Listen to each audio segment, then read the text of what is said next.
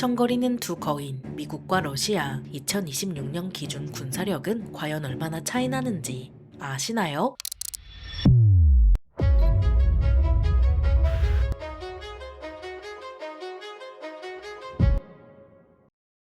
안녕하세요. 지식스토리입니다. 이번에는 세계 깡패가 되어가는 미국과 골골대는 러시아의 군사력을 비교해보겠습니다. 냉전 때 과할 정도로 핵무기를 보유했던 미국과 러시아는 조약으로 핵무기 수를 제한했는데도 세계 1, 2위의 핵 보유국이라는 타이틀을 자랑하며 이제는 조약도 씹고 핵무기를 배치하고 있습니다. 붉은 말의 해에는 과연 지구상에서 가장 강한 힘을 지닌 미국과 러시아의 군사력이 얼마나 차이 날까요? 먼저 국력부터 살펴보겠습니다. 인구수 미국 3억 4,190만 명, 러시아 1억 4,082만 명, 전시가용 인구수 미국 1억 5,040만 명, 러시아 6,900만 명, 석유 생산량 미국 1당 2,095만 배럴, 러시아 1당 1,087만 배럴, 석유 소비량 미국 1당 2,030만 배럴, 러시아 1당 386만 3천 배럴, 석유 매장량 미국 382억 1천만 배럴, 러시아 800억 배럴, 천연가스 생산량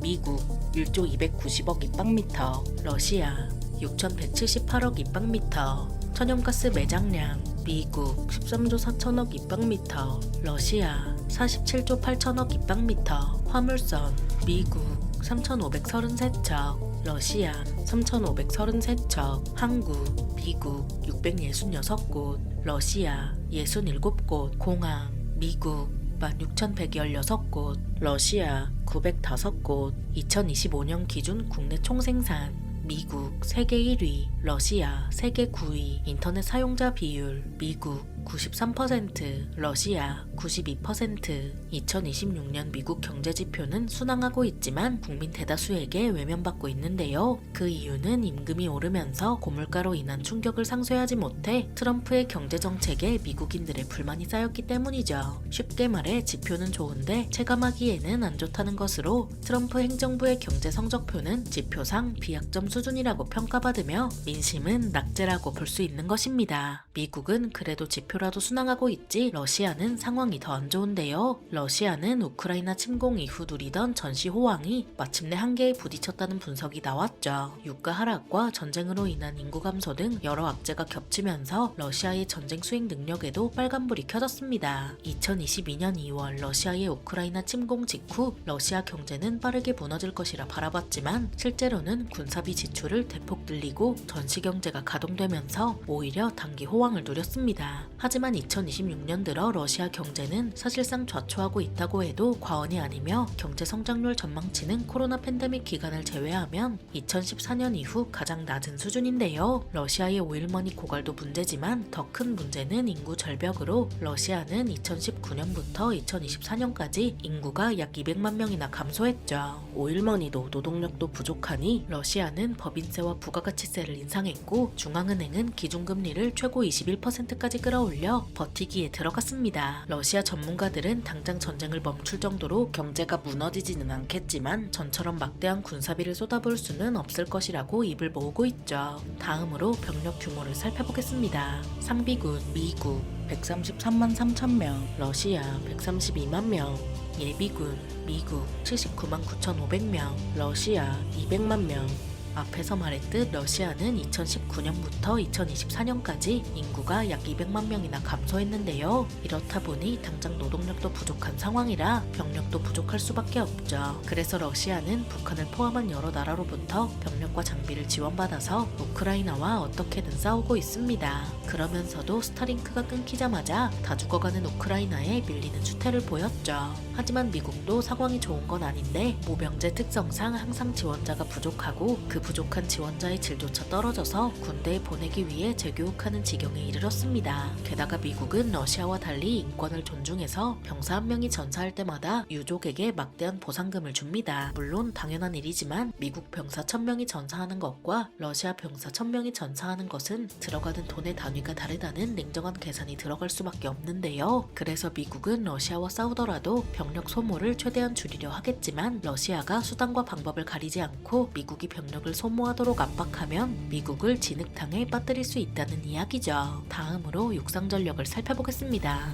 전차 미국 4,666대, 러시아 5,630대, 군용차 미국 40만 9,660대, 러시아 12만 6,500대, 자주포 미국 1,521문, 러시아 3,603문, 견인포 미국 1,878문, 러시아 5,920문, 다연장 로켓포 미국 1,731문, 러시아 2,486문. 육상전력은 장비, 훈련 수준, 준비태세 등을 고려했을 때 미국이 압도적 우위라고 하긴 어렵지만 여기에 세계 최강 항공전력의 지원을 더하면 러시아는 걸프전 당시에 이라크꼴이 날 수도 있습니다. 러시아는 우크라이나 전쟁 동안 전차 3,446대, 장갑차 7,190대, 다연장 로켓포 426문, 야포 1,250문을 잃는 엄청난 피해를 봤습니다.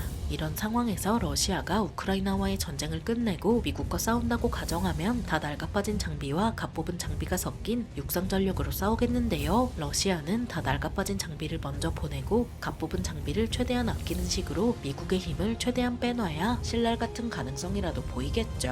미국과 러시아 육상전력이 대규모로 충돌하는 일은 사실상 유럽에서나 가능한 일로 러시아가 그린란드를 통해서 들어오는 것도 가능하겠지만 미국 항공전력과 방공망이 동시에 마비되지 않는 한 사실 성공 확률은 제로에 가깝습니다. 반면 유럽에서 충돌한다고 하면 미국이 어느 쪽으로 진격하든 우크라이나와 똑같이 고전할 수밖에 없습니다. 물론 미국은 우크라이나와 달리 항공전력이 빵빵해서 공군이라고 외칠 때마다 제깍제깍 항공지원이 오겠지만 항공지원만으론 러시아 방어선을 전부 무력화시킬 순 없는데요. 우크라이나가 미국 장비들로도 못 뚫은 게 바로 러시아 방어선으로 여기에 값싼 드론까지 더해지면 제 아무리 천하의 미국이라도 진흙탕에 빠진 것처럼 고전할 수밖에 없죠. 다음으로 해상전력을 살펴보겠습니다. 보유 함정수 미국 465척, 러시아 747척, 항공모함 미국 11척, 러시아 1척, 헬기모함 미국 9척, 러시아 없음, 구축함 미국 83척, 러시아 13척, 호위함 미국 없음, 러시아 12척, 초계함 미국 27척, 러시아 79척, 고속정 미국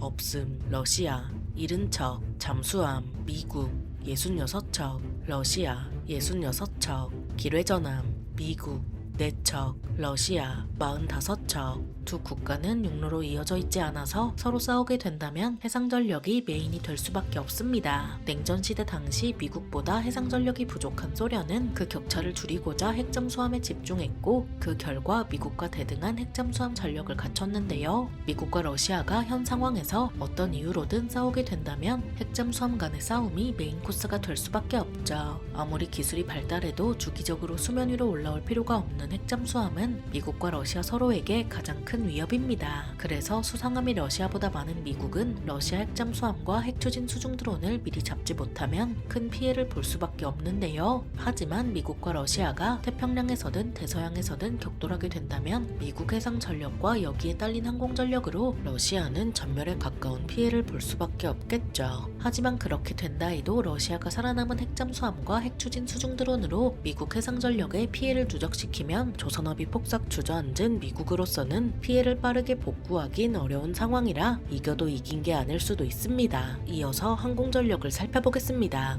보유 항공기수 미국 13,032기, 러시아 4,237기, 전투기 미국 1,791기, 러시아 861기, 공격기 미국 926기, 러시아 698기, 수송기 미국 917기, 러시아 458기, 훈련기 미국 2610기, 러시아 530기, 특수임무기 미국 611기, 러시아 137기, 공중급유기 미국 610기, 러시아 18기, 헬기 미국 5913기, 러시아 1643기, 공격 헬기 미국 1024기, 러시아 556기. 항공전력은 해상전력보다도 압도적인 차이를 보이는데요. 러시아 항공전력이 미국 본토에 도달하기도 전에 미국 해상전력과 여기에 딸린 항공전력에 의해 러시아는 전멸에 가까운 피해를 볼 수밖에 없고 겨우 도달하더라도 미국 본토 방공망이 기다리고 있습니다. 미국 본토 방공망에는 외계인을 고문해서 만들었다는 F-22 랩터와 최신 백전노장 F-15EX가 떡하니 버티고 있어서 러시아로서는 수호이 57을 수백 단위로 양산하지 않는 한 그냥 답이 없는데요. 러시아가 여기서 파고들 수 있는 미국의 얼마 안 되는 약점은 바로 부실한 야전 방공입니다. 미국은 세계 최강의 항공전력을 자랑해서 굳이 야전 방공에 돈을 쓸 필요 없이 그냥 이미 있는 항공기를 보내서 처리하면 되기에 야전 방공이 부실합니다. 그래서 러시아가 어떻게든 이 빈틈에 실을 노릴 수 있다면 미국의 허를 찌를 수도 있겠지만 그 뒤에 미국의 압도적인 전력에 정리되는 배드엔딩을 맞이하겠죠. 마지막으로 핵전력을 살펴보겠습니다. 핵무기 보유수 미국 1670발 배치, 러시아 1718발 배치. 육상전력을 제외하면 러시아 전력이 열세인 상황이지만 전술핵 정도만 써도 전차 군단이나 함대 하나는 그냥 박살나기에 핵을 쓰는 순간 그 차이는 의미가 없습니다.